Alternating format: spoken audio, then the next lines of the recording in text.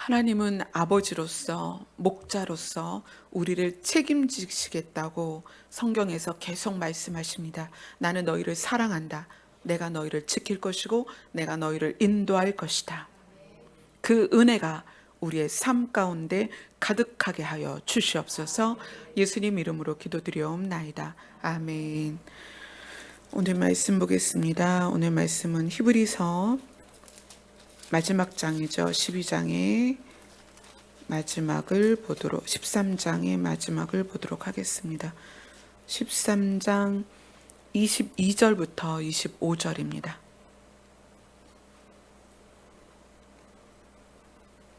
같이 읽겠습니다. 시작. 형제들아 내가 너희를 권하노니 권면의 말을 용납하라. 내가 간단히 너희에게 썼느니라. 너희 형제 디모데가 놓인 것을 너희가 알라. 그가 속히 오면 내가 그와 함께 가서 너희를 보리라. 너희를 인도하는 자들과 및 모든 성도들에게 문안하라. 이달리아에서 온 자들도 너희에게 문안하느니라. 은혜가 너희 모든 사람에게 있을지어다. 아멘.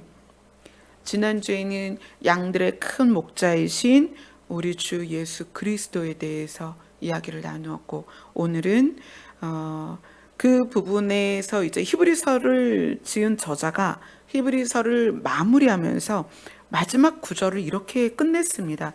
은혜가 너희 모든 사람에게 있을지어다. 근데 이 마무리는 사실은 히브리서는 누가 지었는지 모른다 이렇게 말하는데, 요 마지막 구절을 누가 가장 많이 썼냐면 바울이 많이 썼어요. 그래서 바울의 서신서는 마무리를 다 이렇게 했습니다. 우리 한번 갈라디아서로 가볼게요.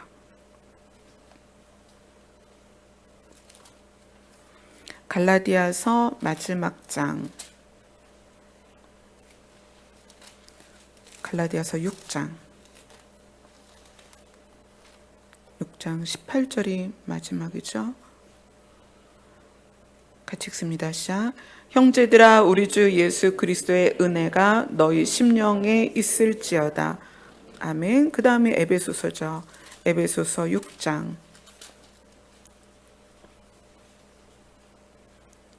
24절입니다. 시작. 우리 주 예수 그리스도를 변함없이 사랑하는 모든 자에게 은혜가 있을지어다. 그 다음 빌립보서죠. 빌립보서 4장 23절입니다. 같이 읽습니다. 시작. 주 예수 그리스도의 은혜가 너희 심령에 있을지어다. 그래서 골로새서, 데살로니가 전후서, 디모데 전후서, 디도서, 빌립보서, 히브리서, 오늘 히브리서까지 마무리가 다 그거예요. 은혜가 너희에게 있을지어다. 너희 모든 사람에게 있을지어다. 이렇게 쭉 오다가 마지막에 어디에서 또 한 번 그렇게 다루냐면 요한계시록입니다. 요한계시록 22장으로 갑니다. 요한계시록 22장 21절입니다. 같이 읽습니다. 시작. 주 예수의 은혜가 모든 자들에게 있을지어다. 아멘. 바울이 바울의 서신서를 그렇게 마무리를 했고, 요한이 계시록의 마무리를 그렇게 했습니다. 주 예수의 은혜가 모든 자들에게 있을지어다. 이 계시록의 사본, 다른 사본에는 이것을 모든 자들에게라고 하지 않고 성도들에게 있을지어다 이렇게 끝냈습니다. 이 마지막 구절이 우리가 가지고 있는 성경 66권의 마무리입니다. 은혜가 모든 자들에게 있을지어다. 이건 무슨 의미일까요? 바울이 서신서마다 은혜가 너희에게 있을지어다. 은혜가 모든 너희들에게 있을지어다. 왜 이 말을 계속 나누었을까요? 이것이 오늘 여러분들 안에 깊이 새겨졌으면 좋겠습니다. 주 예수의 은혜가 모든 자들에게 있을지어다. 은혜가 너희 모든 사람에게 있을지어다. 이 말씀을 왜 거듭 우리들에게 말씀을 하셨을까요? 은혜라는 말은 구약 성경에서는 헤세드라는 단어로 가장 많이 쓰였습니다. 이것이 번역될 때는 인자, 자비, 은혜, 은총 이런 말들로 이제 번역이 됐죠. 헤세드라는 것은 우리에게는 어떤 의미냐면 변함없는 사랑이에요. 하나님의 변함없는 사랑은 무엇일까요? 에덴의 사람을 만드실 때 사람을 주인공으로 한다면 하나님은 사람을 주인공으로 해서 이 사람에게 필요한 모든 것을 먼저 준비하셨습니다. 먼저 있게 하고 그리고 사람을 창조하셨습니다. 지난주에 예수님이 우리의 큰 목자다. 그럼 목자가 양을 칠 때에는 양을 기르고 칠 수 있는 모든 조건을 미리 준비합니다. 우리라든가 또 양에게 먹일 먹이라든가 양을 돌볼 수 있는 도구라든가 목자는 그런 것을 준비하고 양을 모아서 양을 돌봅니다. 그리고 양들이 살아갈 것들을 다 목자가 알아서 해요. 하나님의 은혜라는 것은 사람을 창조하기 전에 우리에게 이미 은혜를 주셨습니다. 그리고 은혜 가운데 우리를 두셨어요. 근데 오늘 말씀은 은혜가 너희에게 있을지어다라는 것은 은혜의 연속성을 말하는 거예요. 연속적인 은혜 안에 너희가 있었으면 좋겠다. 은혜의 지속성 안에 너희가 있었으면 좋겠다. 그러면 단회적인 은혜가 아니라 연속적인 은혜와 지속적인 은혜 안에 우리가 있기를 바라는 그런 소원을 올리는 거예요. 은혜는 단회적인 것일 수도 있고 지속적인 것일 수도 있습니다. 그 우리에게는 지금 이 요한계시록의 저자인 요한이나 또 서신서의 저자인 바울이나 우리에게 원하는 게 뭐냐면 너희가 하나님의 지속적인 은혜 안에 있었으면 좋겠다. 단회적인 은혜만 받는 것이 아니라 연속적이고 지속적인 은혜 안에 너희가 있었으면 좋겠다. 그 소원입니다.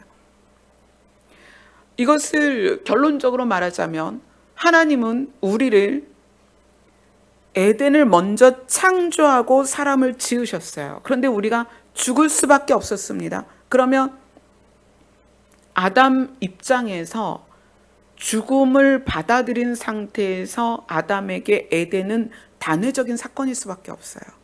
그것이 우리에게 적용된다면 은혜는 단회적입니다. 그러나 하나님은 지속성을 갖기 위해서 무엇을 준비하셨냐면 새하늘과 새 땅을 준비하신 거예요. 그리고 처음부터 끝까지 은혜입니다. 사실 아담이 무엇을 잘해서 에덴을 받은 게 아니거든요. 이미 에덴을 조성하고 아담을 만드셨다는 거예요. 그런데 에덴을 잃어버렸잖아요. 그리고 이 단회적인 은혜로 끝날 수도 있다는 거예요. 근데 우리에게 뭘 준비하셨냐면 새하늘과 새 땅을 준비하셨어요. 처음부터 끝까지 하나님은 은혜입니다.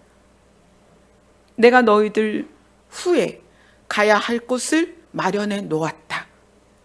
예수님도 내가 너희의 거처를 준비하러 간다. 준비가 다 되면 너희를 데리러 올 것이다.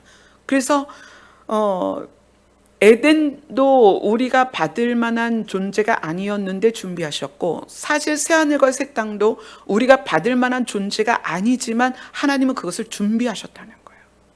처음도 은혜요, 마무리도 은혜입니다.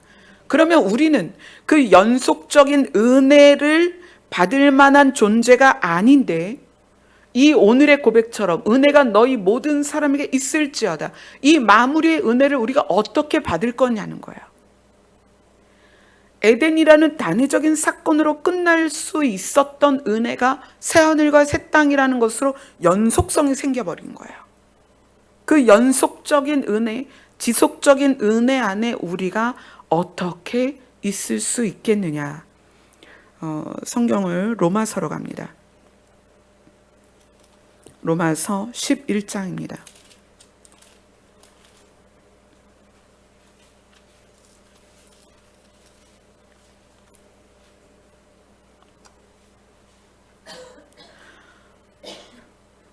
이제 하나님의 은혜 이것에 대해서 서신서에서 늘 은혜가 너희 모든 사람에게 있을지어다라고 끝맺었던 바울이 그 은혜에 대해서 이제 설명을 하는 거예요.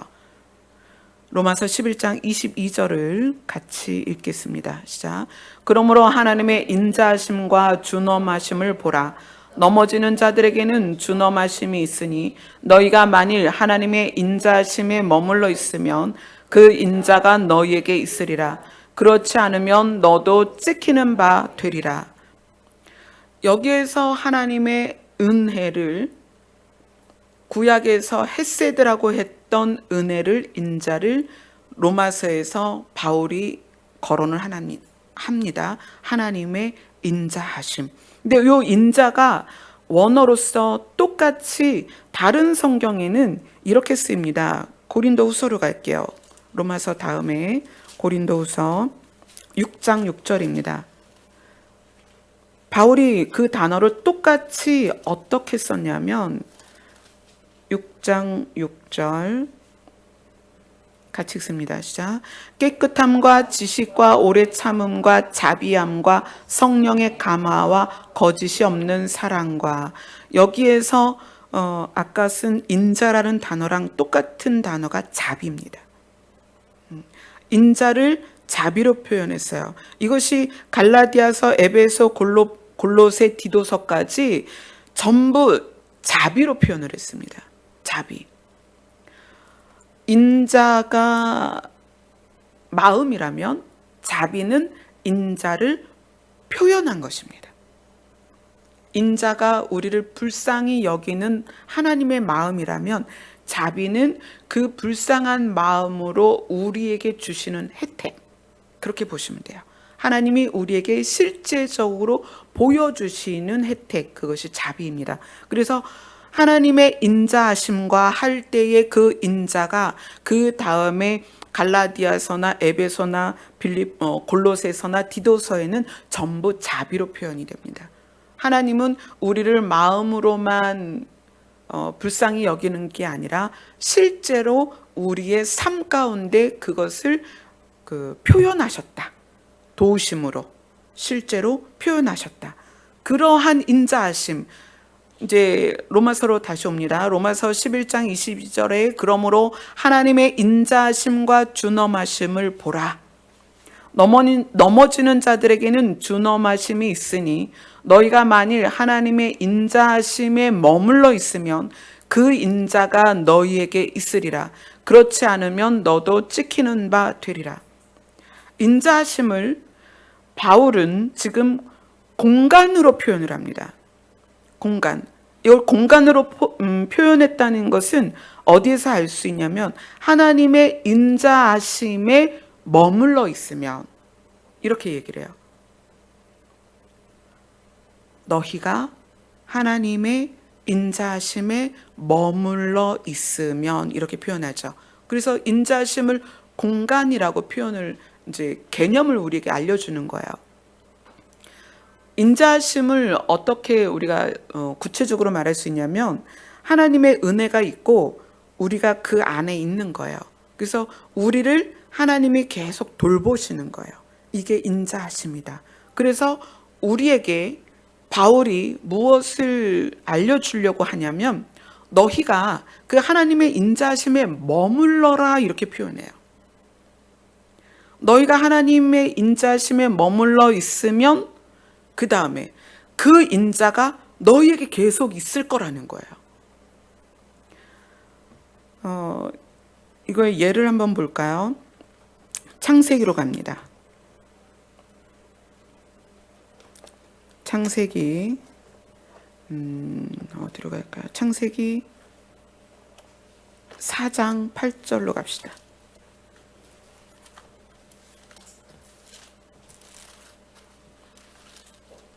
그냥 단편적인 예를 들어드리는 거예요. 창세기 4장 8절부터 15절까지 같이 읽습니다. 시작. 가인이 그의 아우 아벨에게 말하고 그들이 들에 있을 때에 가인이 그의 아우 아벨을 쳐 죽이니라. 여호와께서 가인에게 이르시되 내 아우 아벨이 어디 있느냐?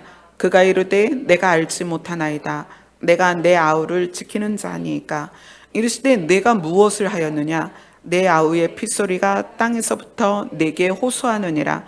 땅이 그 입을 벌려 내 손에서부터 내 아우의 피를 받았은즉 내가 땅에서 저주를 받으리니 내가 밭을 갈아도 땅이 다시는 그 효력을 내게 주지 아니할 것이요 너는 땅에서 피하며 유리하는 자가 되리라. 가인이 여호와께 아뢰되 내 죄벌이 지기가 너무 무거우니이다. 주께서 오늘 이 지면에서 나를 쫓아내시온즉 내가 주의 낯을 배웁지 못하리니 내가 땅에서 피하며 유리하는 자가 될지라. 무릇 나를 만나는 자마다 나를 죽이겠나이다. 여호와께서 그에게 이르시되 그렇지 아니하다. 가인을 죽이는 자는 벌을 7배나 받으리라 하시고 가인에게 표를 주사 그를 만나는 모든 사람에게서 죽임을 면하게 하시니라. 이 가인과 아벨 사건은 가인은 아주 나쁜 놈이다. 우리는 그렇게 알고 있죠. 얼마나 나쁘냐. 자기가 늘 악한 마음으로 삶을 살고 그래서 자기가 하나님 앞에 드린 예배가 하나님께 드려 받은 바 되지 못한 그것에 대해서 동생을 탓하고 결국은 동생을 들러 나오게 해서 돌로 쳐서 죽였습니다. 우리에게는 가인은 아주 나쁜 사람이에요. 그런데 그러한 가인이 하나님께로부터 벌을 받았을 때 가인이 하나님께 고백을 합니다. 제 벌이 너무 무겁습니다. 그래서 하나님이 그 벌을 조금 변화시켜 주죠. 어떻게 변화시켜 주냐면 네가 먹고 사는 건 정말 힘들 거야. 먹고 사는 건 힘들 거지만 너가 죽지는 않을 거야. 먹고 사는 거는 왜냐면 그 땅이 저주를 받아서 가인이 원하는 소산물을 내지 않을 거니까 네가 먹고 사는 건 정말 힘들 거야. 그러나 내가 너한테 표를 줄 건데 그 표 때문에 사람들이 너를 죽이거나 해하지는 않을 거야. 라는 어떤 이것도 은혜죠. 은혜를 주시는 거야. 그러니까 이 본문이 우리에게 뭘 말하는 걸까요? 우리가 생각할 때 가인은 정말 나쁜 사람인데 그러한 가인임에도 불구하고 이 자세가 하나님을 원망하고 하나님을 부인하며 등을 돌린 상태가 아니라 하나님께 머리를 조아리는 거거든요. 하나님, 제가 그 벌을 받아 마땅한데 두렵습니다. 사람들이 저를 죽이지 않겠어요? 왜냐하면 보세요. 지금 아담과 하와로부터 시작한 인류에서 첫 번째 아들이 가인인데 그 아벨과 가인 사이에 또는 아벨 이후에 아담과 하와가 많은 자녀들을 낳았겠죠. 그럼 가인이 만나는 자들은 누구냐면 친형제들이에요. 그 친형제들이 아벨의 소식을 듣고 어떤 마음을 갖겠어요? 아니, 세상에 우리 형제 아벨을 어떻게 형이 죽일 수 있어? 그리고 그들도 똑같은 마음을 가질 수 있다는 거예요. 그러니까 가인의 두려움은 내가 형제를 죽였기 때문에 형제로부터 죽임을 당할 수 있는 두려움이었고 그 두려움을 가지고 누구에게 말한 거예요? 지금 하나님께 나아간 거예요. 근데 그때 우리가 생각하는 동생을 쳐 죽이는 나쁜 가인임에도 불구하고 하나님은 그에게 최소한의 은혜를 베푸셨다는 거예요. 네가 벌을 받아서 먹고 사는 건 정말 힘들 거야. 그러나 내가 너에게 표를 주어서 너가 최소한 죽지는 않겠다는 거예요. 그것이 하나님 앞에 나아가는 자들을 향한 은혜입니다. 자, 창세기 16장으로 한번 가보세요.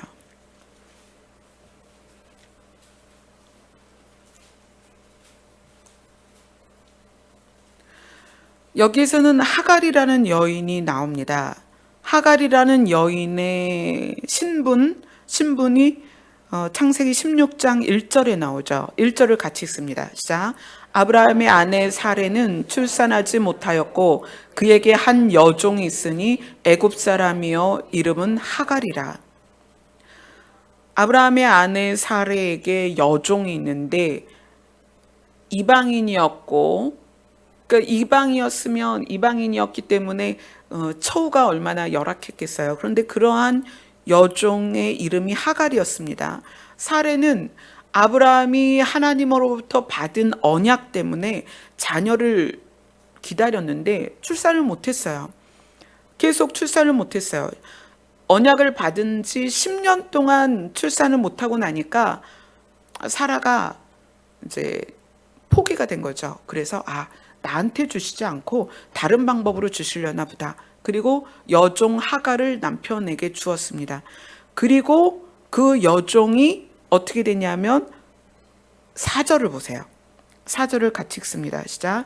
아브라함이 하갈과 동침하였더니 하갈이 임신함에 그가 자기의 임신함을 알고 그의 여주인을 멸시한지라. 그러니까 이게 주객이 전도가 된 거죠. 여종이 임신하고 나니까 자기의 어떤 권위가 올라선 거예요. 그래서 자기의 여주인을 멸시하기 시작합니다. 그러니까 이 멸시 때문에 사례가 막 속상해서 남편에게 이야기하고 남편이 네 맘대로 해라 그러니까 또 하갈을 또 학대를 했습니다. 그러는 가운데 하갈이 도망쳐요. 그 도망친 하갈에 대해서 하나님께서 찾아가십니다. 7절부터 7절부터 11절까지 같이 읽겠습니다. 시작. 여호와의 사자가 광야의 샘물 곁골 술길 샘 곁에서 그를 만나 이르되 사레의 여종 하갈아 내가 어디서 왔으며 어디로 가느냐. 그가 이르되 나는 내 주인 사레를 피하여 도망하나이다. 여호와의 사자가 그에게 이르되 내 여주인에게로 돌아가서 그 수하에 복종하라. 여호와의 사자가 또 그에게 이르되 내가 내 씨를 크게 번성하여 그 수가 많아 셀 수 없게 하리라. 여호와의 사자가 또 그에게 이르되 내가 임신하였은즉 아들을 낳으리니 그 이름을 이스마엘이라 하라. 이는 여호와께서 내 고통을 들으셨음이라. 애굽 사람이면서 여종이었던 하갈의 고통을 들으셨다. 그리고 은혜를 베푸시는 거예요. 돌아가라. 네 여주인에게 돌아가라. 내가 너에게 아들을 낳게 할 것이고 그 아들로 인해서 크게 번성하게 될 것이다. 그래서 하갈이 뭐라고 고백을 하냐면 13절 14절을 같이 읽습니다. 시작. 하갈이 자기에게 이르신 여호와의 이름을 나를 살피시는 하나님이라 하였으니 이는 내가 어떻게 여기서 나를 살피시는 하나님을 배웠는고 함이라. 이러므로 그 샘을 부엘라 헤로이라 불렀으며 그것은 가데스와 베렛 사이에 있더라. 하갈이 자기를 살피시는 하나님을 만나고 그리고 어떻게 하냐면 돌아갑니다. 자기를 학대했던 여주인에게 돌아가요. 그리고 그에게 순종합니다. 그리고 나서 그 안에서 아들을 낳죠. 이스마엘을 낳습니다. 그때가 아브라함이 86세다 이렇게 창세기 16장이 말하고 있어요. 이런 거를 보면 하나님이 사람에 대하여 베푸시는 은혜, 마땅히 그가 행한 것에 대한 벌을 받음에도 하갈도 마찬가지죠. 자기의 여주인의 은혜를 입어서 남자 주인의 아내가 됐음에도 불구하고 그 은혜를 입고 자기 여주인을 괴롭혔단 말이에요.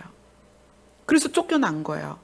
마땅히 자기의 행한 대로 쫓겨났지만 하나님이 그 쫓겨나서 빈들에서 그것도 자녀를 임신한 애굽 여인이 빈들에서 울부짖는 소리를 하나님은 들으셨다는 거예요. 뭐라고 말씀하세요? 너의 고통을 내가 들었다.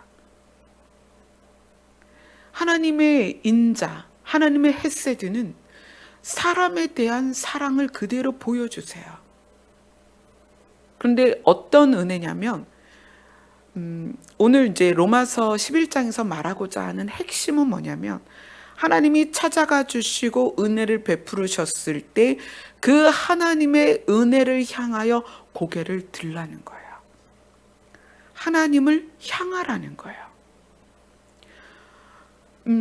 아까 봤던 가인이 억울함 때문에 아벨을 죽인 거거든요. 그럼 그 억울함이 원망과 함께 하나님을 향하여 나 하나님 이제 하나님을 섬기지 않겠어요 라고 등을 돌렸다면 그에게 그런 은혜가 임하지 않았을 거예요. 근데 그가 다시 하나님을 향하여 고개를 들었다는 거예요. 이 하갈이라는 여인이 애굽 여인으로서 하나님을 모르는 이방인입니다. 그런데 그 여인이 고통 가운데 찾아오신 하나님의 말씀을 듣고 어떻게 해요? 순종합니다. 어떤 괴롭힘을 당할지 모르죠. 그 여주인에게. 그러나 그 여주인에게 돌아갑니다. 그리고 여주인에게 순종합니다.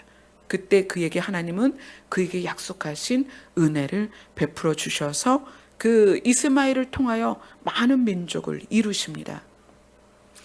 우리가 다시 로마서 11장으로 갑니다. 로마서 11장 22절을 다시 읽겠습니다.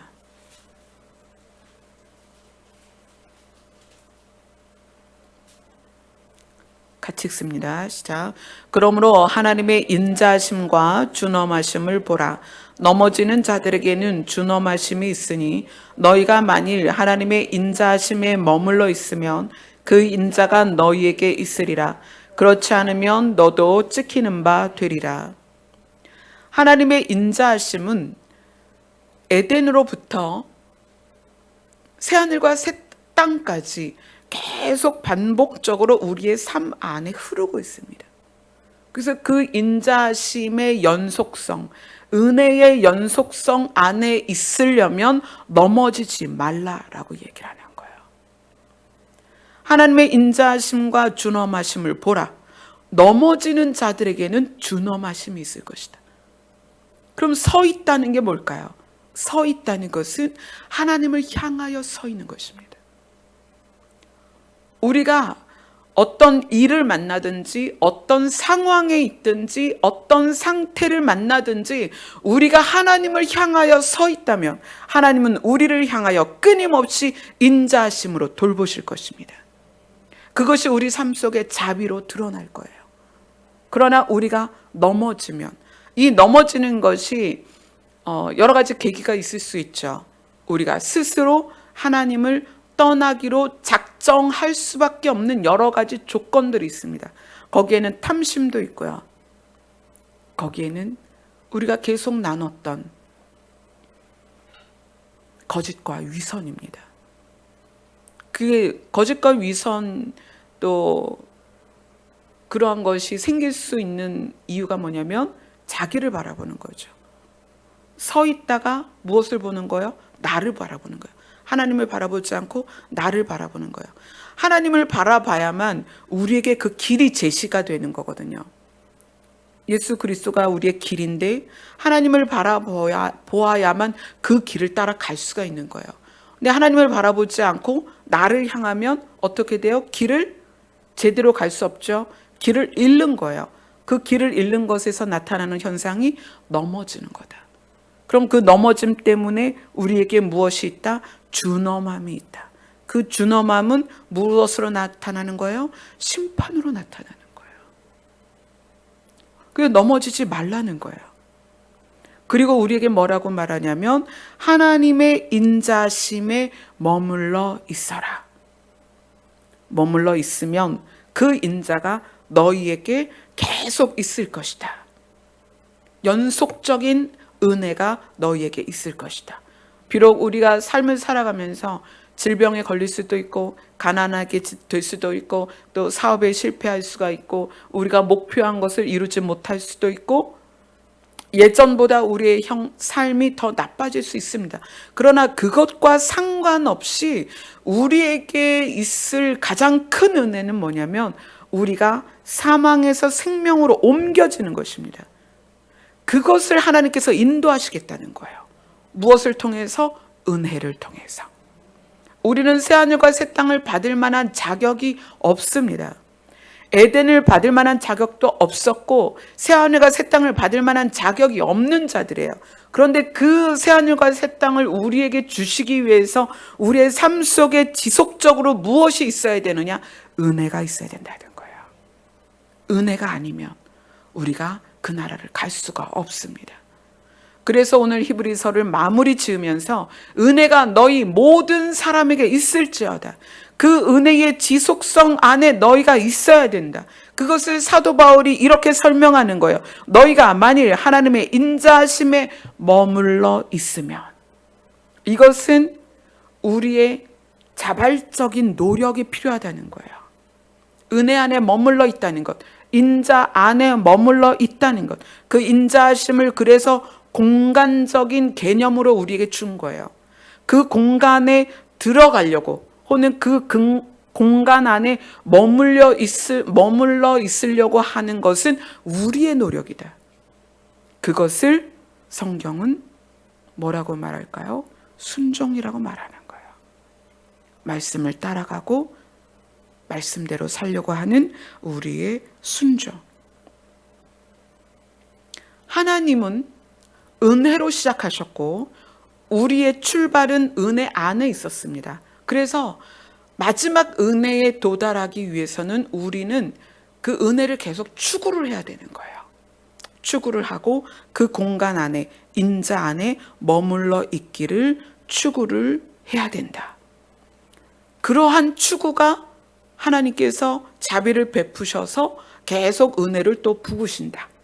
우리의 갈 길을 알리시고 또 기름 부음을 통해서 말씀을 생각나게 하시고 기름 부음을 통해서 우리를 가르치시고 그래서 참된 길로 진리로 나아가게 하시고 그래서 우리가 계속 인자 안에 머물러 있으면 오늘 로마서 말씀은 그러죠.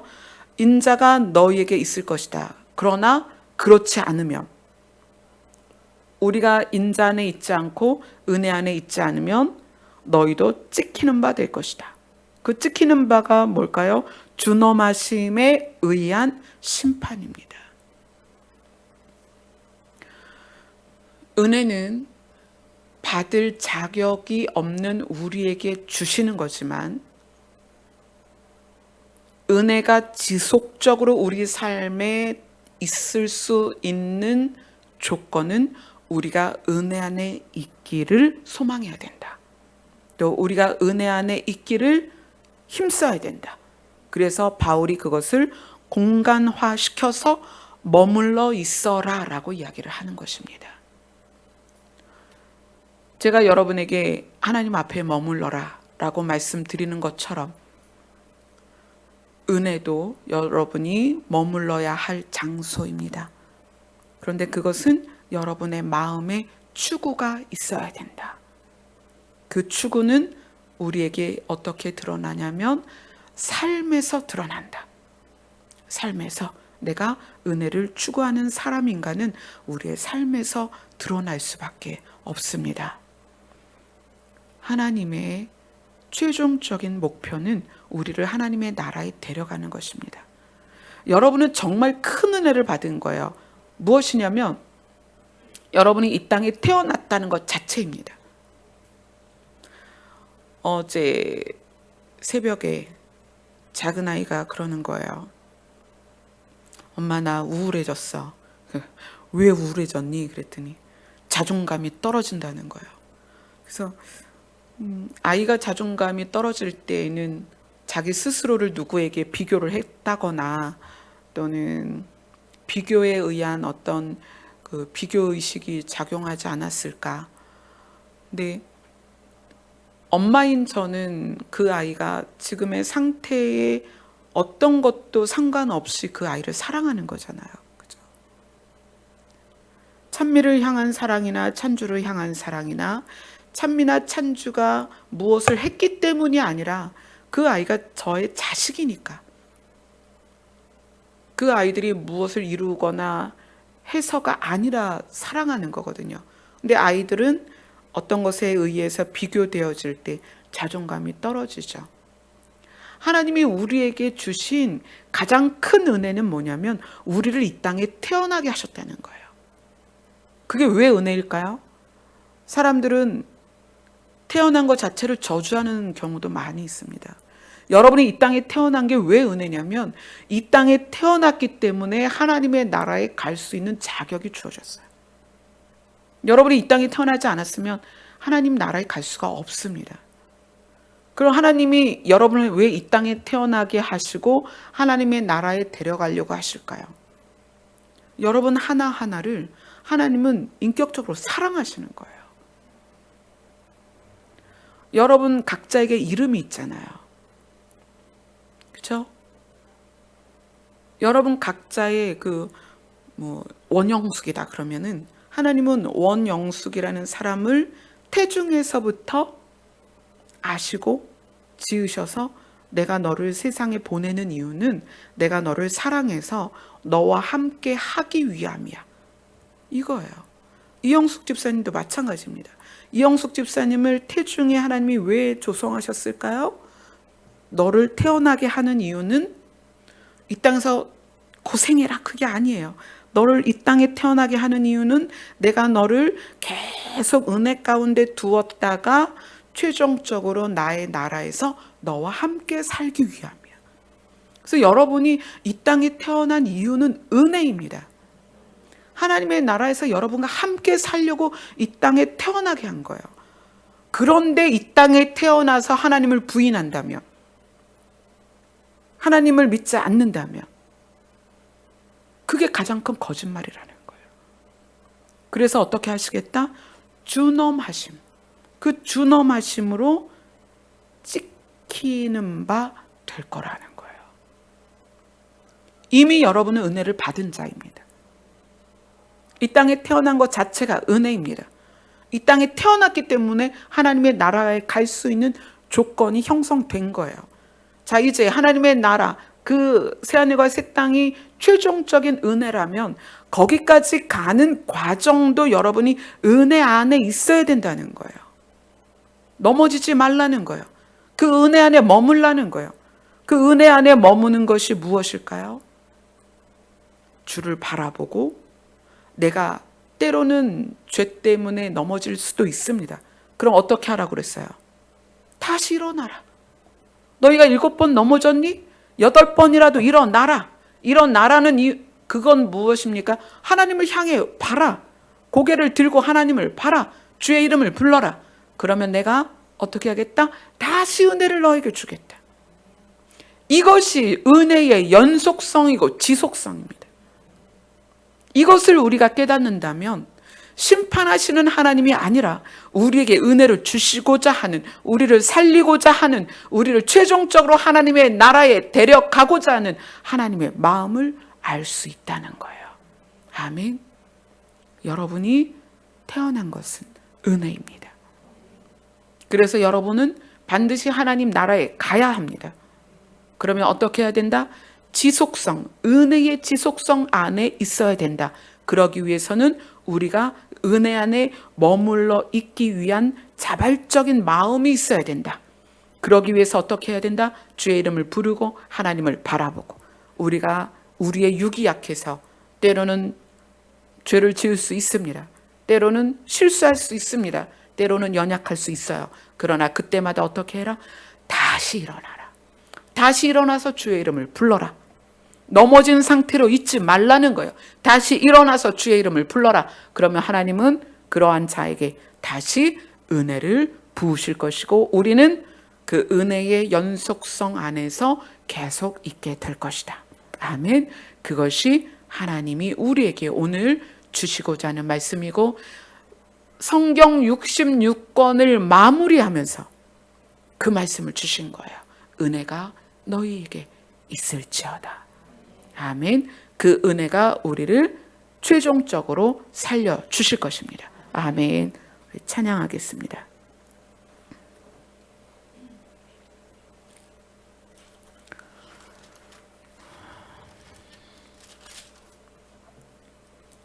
찬송가 585장입니다.